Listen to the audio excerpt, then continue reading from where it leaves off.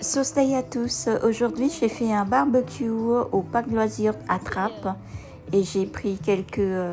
vidéos sur les stands que vous pouvez trouver sur place là-bas tous les week-ends. Je me suis arrêtée sur ce stand qui vend des œufs de canne, des œufs couvés de canne pour ma cousine qui est en raffole. Du coup j'en ai commandé un paquet de 10 pour 14 euros. Pour ceux qui comprennent le cambodgien, je vous laisse écouter l'ambiance sur place. នេះ10 ពងទាគោ14 €ស្អា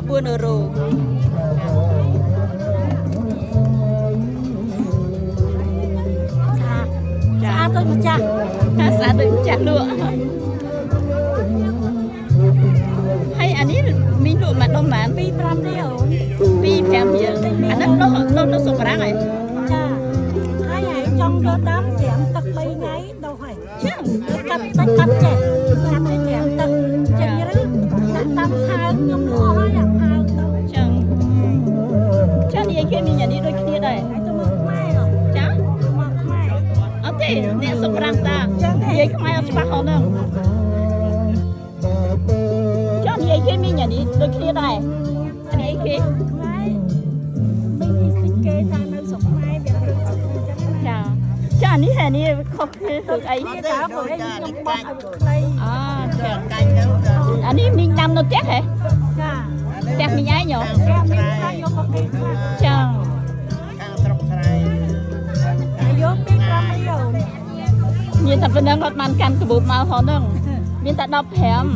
ចា15នេះមួយមកមីងឯងបានទេអូទៅមួយគេថ្លៃយោ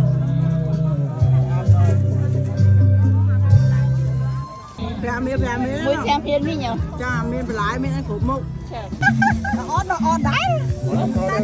អត់ចូល Facebook ទេណាបងស្រីអត់អីអត់បញ្ហាអត់អីហ៎ចាយើងលក់អត់មានច្បាប់ផងហ្នឹងអត់មានច្បាប់ទេតែថតតែកន្លែងលក់ខ្ញុំមកបានហើយ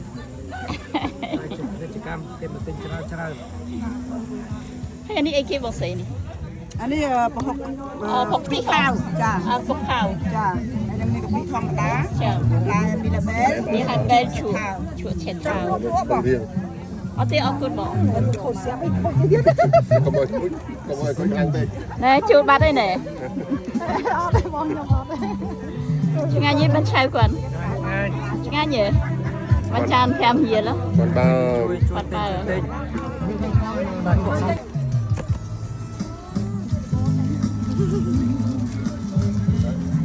Je veux bien une paille, si c'est possible. Oui, si c'est possible. Merci beaucoup. C'est gentil. Merci beaucoup.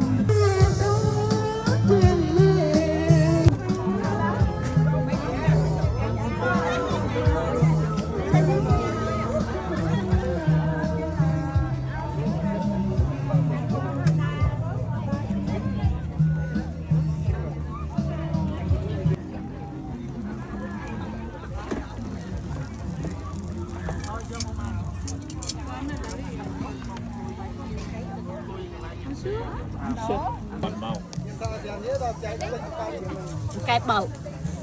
không cái bầu càng tất cả mọi số con miền cái bầu này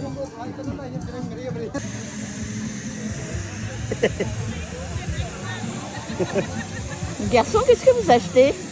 Hein? Qu'est-ce que vous prenez ici? On prend les bananes. La banane. La banane. Que la banane avec les fruits. Vous savez, il y a aussi les patates là, qui sont pas mal. Les mignons, c'est vive la banane. La banane. Eh, youpi, la banane.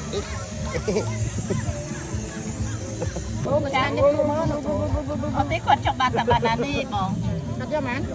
Bay 5 រៀលមែនទេចា